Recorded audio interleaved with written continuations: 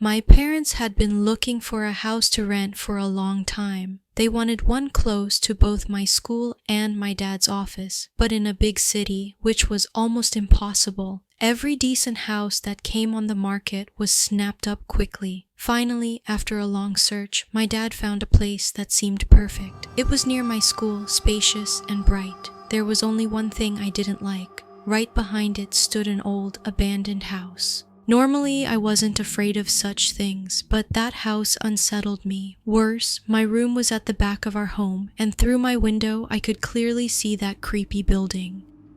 I begged my mom to let me swap rooms, but she scolded me for throwing tantrums and reminded me how hard Dad had worked to get us this place. In the end, I had no choice but to accept it. After a few days, I got used to the room, and my fear faded. Then, one night at 9 o'clock, while lying in bed, I glanced out the window and froze. Someone was standing at the top floor window of the abandoned house, staring straight at me. At first, I thought I was imagining it, but the figure was unmistakable. Terrified, I ran to my mom.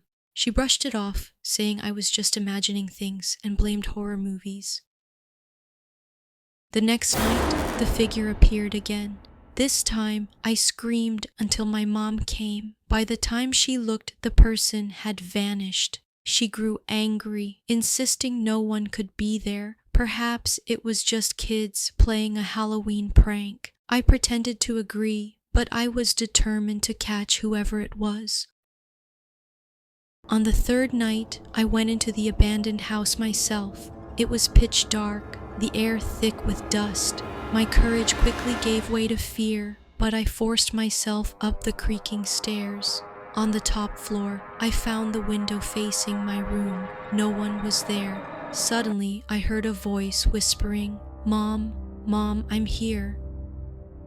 Heart pounding, I ran downstairs to escape, but the front door was jammed. No matter how hard I pulled, it wouldn't open. I cried out for my parents, begged for someone to help me, but no one came. The house swallowed my screams. From that night on, Annie was never seen again. The evil spirit that lived in the abandoned house had trapped her inside, taking her place at home. Her parents never noticed that the girl living with them was no longer their daughter, only an evil presence disguised as Annie.